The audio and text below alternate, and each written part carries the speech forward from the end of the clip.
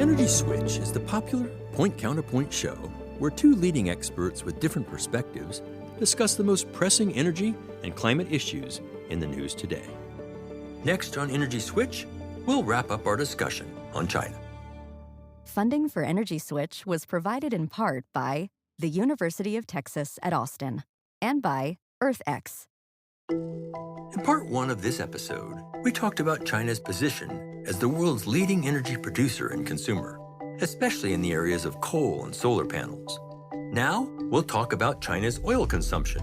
Relatedly, its electric vehicle production, batteries and the metals needed to make them, climate policy and priorities, and U.S.-China relations. Joining me again are Wei Peng is an assistant professor of international affairs and civil engineering at Penn State's School of International Affairs.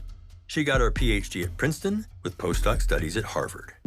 Overall, one country pledged to reach carbon neutrality by 2060. United States says like net zero by 2050. If both countries can achieve it, I think the big picture is pretty promising. With her, David Sandalow, founded and directs the U.S.-China program at Columbia University's Center on Global Energy Policy and was formerly an assistant secretary at the Department of Energy. There are a lot of developing countries that are extremely vulnerable to climate change that are very unhappy with the amount of Chinese emissions. And so in order for China to maintain its leadership role in that among developing countries, I actually think that's more important probably than the relationship with the United States in this area. I'm Scott Tinker, and I'm an energy scientist. In this episode, part two of China's energy and climate policies. Let's talk about oil a little bit. China is not blessed with great oil. The latest numbers I've seen, it consumes almost 5 times more oil than it produces. No wonder it wants electric vehicles. How does China go about securing that supply? I think China has 3 strategies. Diplomatic engagement is the first. Chinese government has made sure that diplomatic relations with oil exporting countries has been at the top of the priority list for a long time. The second is investment in these countries, and you see infrastructure investment. In a range of countries that have, by the way, not just oil resources, but other types of natural resources. And then a third on oil in particular is long-term purchase contracts. So all of those combine, I think, to contribute to Chinese energy security in the oil area. Yeah. Similar thoughts on that? Yeah, I would like to emphasize particularly the second one, because I do see the change in strategy, especially recently, to go beyond just oil when developing those diplomatic relationships, especially with the Middle East countries.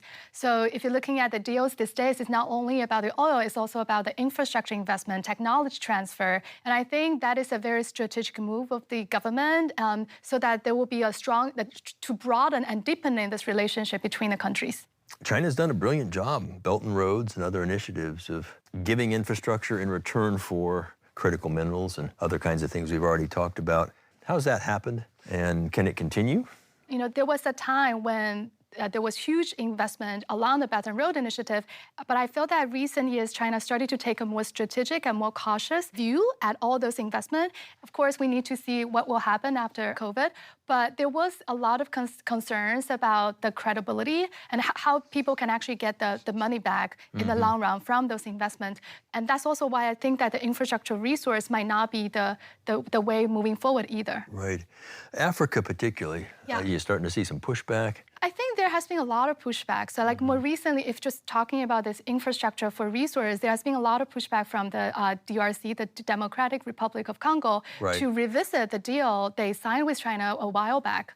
If you're thinking about mining, for example, there's a lot of concerns about local pollution. There is contamination of soil, contamination of water, and some of the processes will also emit air pollution. And there's also consideration about the labor, et cetera. I think an important part of it is transparency.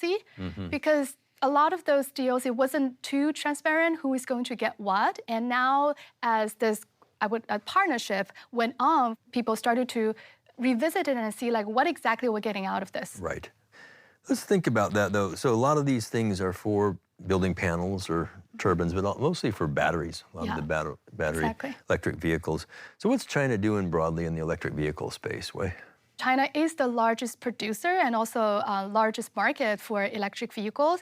And I think last year, China added roughly 6 billion electric cars and also plug-in. And that's 6 million. Yeah, that's a huge number. That's a big number. And I think if you're looking at the big picture, the target for the government is that by 2030, roughly 40% of the new car sales should be electric cars. Right now, we are at roughly like a little bit less than 20%. Sure. Now, we know, at least currently, China gets a lot of electricity from coal. So charging the EVs with coal-fired power is not a perfect solution for climate only. But certainly for Chinese EV market, and again, with the oil limits, that makes good sense. The way I see it is that China is not doing one thing at a time, right? China is not only like scaling up electric vehicle, they're also decarbonizing the power sector. So to me, this is pretty much a transient problem that as China do both, I think it's going to gradually go away in the long term. Sure, running those things in parallel. Exactly. You know, there have been a number of studies on this topic looking at the impact of coal-fired power with electric vehicles. And the conclusion is that if you plug an electric vehicle directly into a coal plant, the pollution, the greenhouse gases that are emitted are roughly comparable to driving the same car on oil.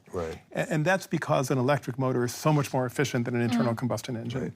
I guess the point to underscore is you're not doing any damage from a climate change standpoint by putting electric vehicles on the road, even in a country with coal-fired power. But then as you transition to cleaner power, you've got a big win. So in order to achieve something like a 2060 carbon neutrality goal, having electric vehicles is really important. Yeah, there's just so many things are going to start to come to light as we scale.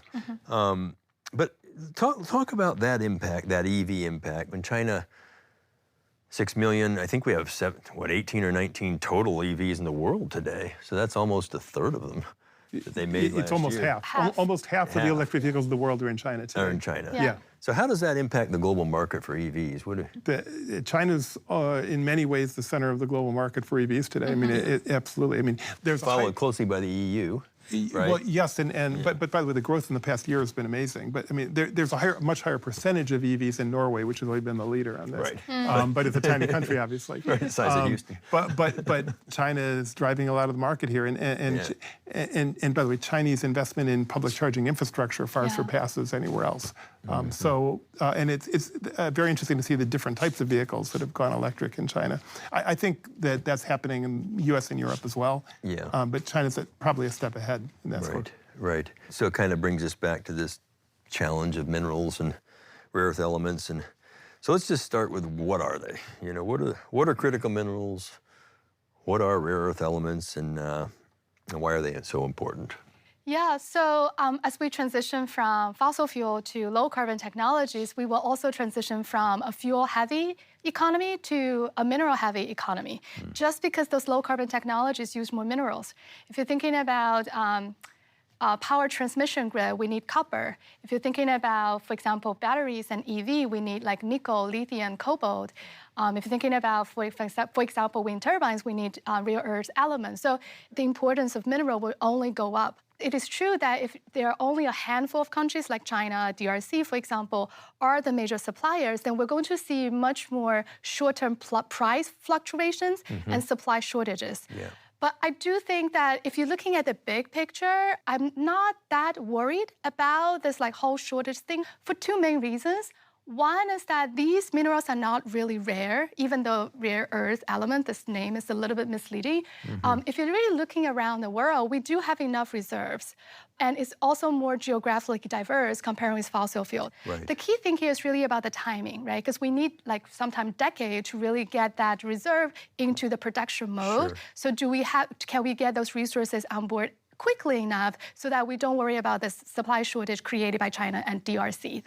The second reason is because if you're thinking about fossil fuel, like we are constantly facing this risk of the fossil fuel price fluctuations. And this is because we constantly need this fuel input, right? As long as you have a gasoline-based car, as long as you have a gas furnace, then those price fluctuations, supply shortages will impact us and we're going to suffer. It's a different story for critical minerals because we need them only when we build them, right? We need critical minerals when we build the PV, build the solar panel, or when we manufacture the EV. But once they are there, then those price fluctuations for critical minerals will no longer be relevant. So for that reason, I feel that the geopolitics for critical minerals will be very different compared with fossil fuel. And even for countries like China, I don't think they will ever gain that geopolitical power as the same way some of the other oil countries have been having. That's interesting. I think Wei's point is really critical, the last point she just made. And the transition from a fossil fuel-based economy to a clean energy economy is an energy security benefit, in part because we're moving from reliance on a fuel to essentially reliance on a capital asset. Yeah. And yes, if there was a problem with the flow of minerals to build more of those capital assets, there would be some disruptions. But economies wouldn't shut down as quickly or anywhere near as quickly as they would if the oil stopped flowing and the natural gas stopped flowing. If China controls 80% of the processing of that stuff, how is it that that's not a security issue? It 100% is a security issue. Yeah. Okay. But it's not the same type of security issue as oil imports being cut off. If Bolivia stopped sending us lithium, or if China stopped sending us europium, we would have trouble making batteries for a while, or other products, but the lights would still go on, and we could still drive the cars, and that's a big difference.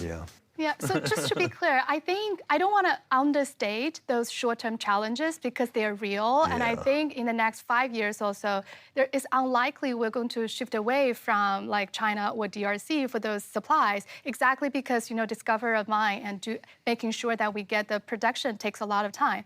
But I think the point I was trying to make is that, to me, the shock of the mineral prices will be more like one time because, it is those like manufacturing that is going to happen at that time. Those will be the sectors that are going to be affected. But it won't affect all the PV panels or the wind turbines or the EVs we have already been having there. So it's going to be a smaller subset of the industry that are going to be affected comparing with oil. But they wear out. And we have to put the turbines and the panels and the batteries in landfill and make them again. I think this is why recycle is going to be an important part of this issue, right? Because I think it's about, after 25 years, when we reach the end time for solar panel and wind turbines, what should we do? If it's happening. Exactly. If at that time we need to like just dump them and rebuild everything, then we need to worry about the contamination associated with the waste. And at the same time, we face this supply issue again. The Chinese government is, from what I understand, starting to pay attention to this, and there is some effort right now to plan for recycling in the years ahead. I think it's a reasonably early stage, like as it is in many other countries, but it's something that's starting to get attention. Is it just too expensive? Yeah, absolutely. Just cheaper to make them new? Yeah, and in general, recycling should start at the design stage. It should start with end-use products in mind, and really, most solar panels today have not been designed with easy retrieval of some of the materials. Yeah. It's not going to be a natural market from the very beginning for the recycling stage. And this is where there is an important role for the government to play, either through regulations or through subsidy, so that there will be a niche market being created for the recycling technologies. And hopefully later on, they can just run on their own. So let's talk about China and climate. Is China serious, about climate? I think they are. I think in China, so I can say that in 2020, when President Xi Jinping announced the goal to reach carbon neutrality in 2060, I was shocked because I felt that it was pretty much like my wildest dream came true. Because I think that goal is very ambitious and very difficult to achieve. And in China, when you have the president or the central government say something, they really mean it. They're very serious about those commitments they make. And how do they do it? Yeah, I agree, by the way. I think the Chinese government is serious about this. It doesn't mean that it's always the highest priority. It emphatically is not always the highest priority.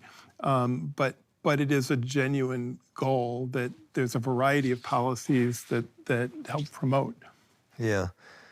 It's interesting. I mean, a lot of promises were made in Paris, and not many are on track for it, but at least the promises were made. But you said, David, and I think actions would say so, that energy security over climate security, most global leaders when pressed, go toward the energy security. Yeah. Are we ever not in crisis? We're in a climate crisis. But are we ever not in... we're seeing that in pretty dramatic ways just in the past year, by the way, including in China. Yeah. And one that's quite amazing, in the summer of 2022, China had experienced a heat wave of extraordinary proportions. In fact, several meteorologists said it was not only the greatest heat wave in Chinese history, it was the greatest heat wave in recorded human history, meaning in the last 150 years. And it kind of underscores the vulnerability of China to climate change. Right. Particularly the coastal. Yeah, exactly. So, you know, the east coast of China is one of the most densely populated places on the planet. And that about 150 million people live in places that are extremely vulnerable to sea level rise in China. Right. So storm surges and just slower level sea level rise is going to be a real challenge for China in the decades ahead. Just this week, a friend of mine from Southeast Asia came up to me and said, if the U.S. and China can't figure out how to get along, the rest of the world is stuffed. Do you agree? And how important is that U.S.-China relationship? Tensions between the U.S. and the Chinese governments quite high. Makes it very difficult to cooperate on climate change. Now, in the depths of the Cold War, the United States and the Soviet Union cooperated on a number of issues, including public health, which is an important, global issue at the time. I absolutely think it's possible for the U.S. and China to do it, and I really hope we can. In the past, when the U.S. and China have cooperated on climate change, it sent a signal to the world that led to I think it was an important foundation for the Paris Agreement. And I think there are a number of ways that we could cooperate with each other. Whether we're going to do it, let's just see. Let's be hopeful. Yeah. Yep. So, I agree with the big picture, David, you painted just now. But just to add a little bit optimism here, we're talking about the global top and second carbon emitter. So I think a lot of the tension we have right now is really around the industrial policy to some extent, like critical minerals, supplies, trade, et cetera. But at the same time, I do think overall, like one country pledged to reach carbon neutrality by 2060, United States says like net zero by 2050.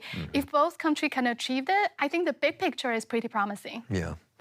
Well, let's have some wrap-up thoughts here. And we've talked about these things in lots of different ways, but, Wei, start with you. Does China feel its responsibility to be a leader in both energy and climate? How does that look in the next several decades? Yeah, I do see strong evidence that China wants to take the leadership in climate space. And I also think this is also broadly consistent with China want to achieve in its global diplomacy in general, like increasing China's importance in the global economy and politics. But I think the real question is like, where are the areas that this country need to take the leadership in? I think for me is really great that the country has been taking the lead in deploying clean technologies like wind, solar, electric vehicles. But I do think that it is also critically important for China to look at the advanced technologies, those technologies that are not economically viable today, but that's going to be so crucial for deep decarbonization. Things like carbon capture and storage, things like hydrogen or direct air capture. I think for those kind of... And nuclear too. So I do think historically China has been very good at building things, like making things cheap, but there are technology that is not only about diffusion, it's also about like making the technology better, so it's going to benefit the world. So I would say those investing in those like pilot program and early R&D, like research and development into those critical technologies, I really hope that will be the area where China will be willing to take in the lead. Yeah. The other thing, I think China has some advantage over the other countries, for example, United States, is policy consistency. Right, so if you're thinking about this country, we worry about what will happen 2 years from now. Like, are we going to still be serious about getting to net zero by 2050? But in China, I'm fairly confident that this carbon neutrality goal by 2060 will be the overarching theme for a lot of like energy and climate efforts in the decades to come.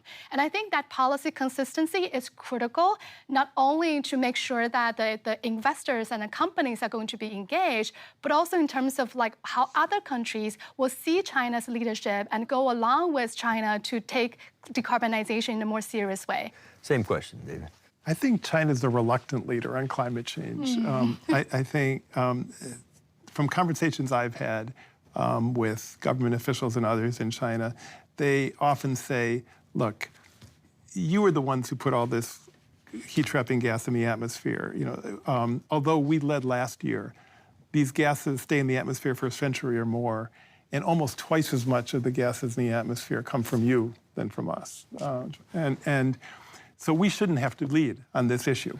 But because we are emitting so much today and because we are such an important country, we know we have to take some leadership role.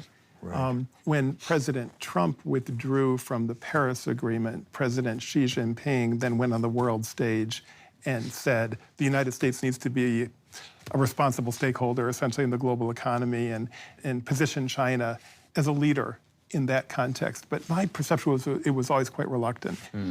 I think one of the dynamics here, interestingly, is the Chinese government sees itself as a leader among developing countries and has historically been the head of the G77 China group in multilateral negotiations.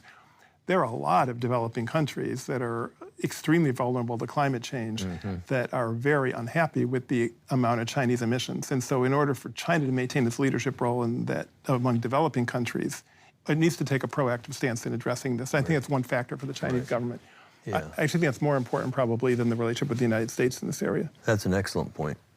Well, it's a critical topic, and it involves so many different things. We talked all energy and climate, but it impacts the world in food and so many other areas, healthcare and medicine. And so I really appreciate both of you and your wisdom and your thought and your experiences. Any final thoughts, something we didn't touch on that you'd like to share? By coincidence, the United States and China have almost the same land area. It's pretty interesting. It varies by a couple of percent. There are 4 times as many people in China. And almost all those people live in the eastern third of the country. So the eastern third of China is, roughly speaking, 12 times more densely populated than, what we're used to in the United States. And that just affects a lot of things when it comes to the issues we've been talking about. It affects the way they use energy in China, and it affects their vulnerability to climate change in terms of sea level rise and a number of other issues. But I think it's a very interesting comparison. It is. And in fact, in India, India is about 1/3 of the land area of the U.S. So it is 12x full stop. Wow. It's incredible. Amazing. And when you look at, I have a map that I found somewhere that shows these spikes of population density. In China and India, these big spikes, and parts of Africa, and the U.S. is these little bumps. Even the East Coast, bump. New York City is very small. Yeah. It really brings home the point of density of people and some of the challenges of meeting those needs. Yeah. So I feel that by now you probably have felt that I'm optimistic on many issues, and I feel that my optimism has a lot to do with my experience growing up in China as well. Because I grew up in southern China, a city called Changsha, and I think about 10 to 20 years ago, we got our first international airport, and then about 10 years ago, we got our first train station for high-speed trains. And then about 5 years ago, we got our first metro line running in the city. Now we have 5, 6 of them. So I think it's just because the scale of transformation that China has experiencing in the past decades make me feel that a lot can happen in the next 40 years, and that's the time horizon we have for the carbon neutrality. I'm not saying it's easy. It really requires dedicated efforts to one particular direction, which is deep decarbonization. Right. It's incredible, and I love that optimism. I really appreciate the way you framed that and the way your outlook. Thank you, guys. Thank you very much. That was just terrific. Thank you so much. Thank you very much. We learned that China consumes at least 4 times more oil than it produces. So it has invested in countries that produce oil, often trading infrastructure for oil and other natural resources, such as critical minerals. China is the world's leading producer of electric vehicles, cars, scooters, and buses, and has nearly half of the world's electric fleet. Coal-fired electricity drives those EVs, meaning they are not emission-free. But as China's grid eventually decarbonizes, their EVs will become lower carbon too. Their batteries require lithium and cobalt. Wind turbines and power lines need rare earth elements and copper. There may be supply issues with these minerals, but our guests believe with less price volatility than the oil and gas they replace. They also feel that China is serious about its climate goals, although Chairman Xi has stated that his priority remains energy security. Difficult U.S.-China relations could hinder cooperation on energy and climate. But our guests are hopeful we can work together for mutual benefit. Energy Switch is executive produced by Scott Tinker and produced and directed by Harry Lynch. Emily Hooks is the assistant producer and researcher. Editors are Ginny Patrick, Yusef Swachina, and Jackie Kunzler. Matt Aslanian does the sound. Energy Switch is produced by Arcos Films for the Switch Energy Alliance, with support from the University of Texas at Austin and EarthX.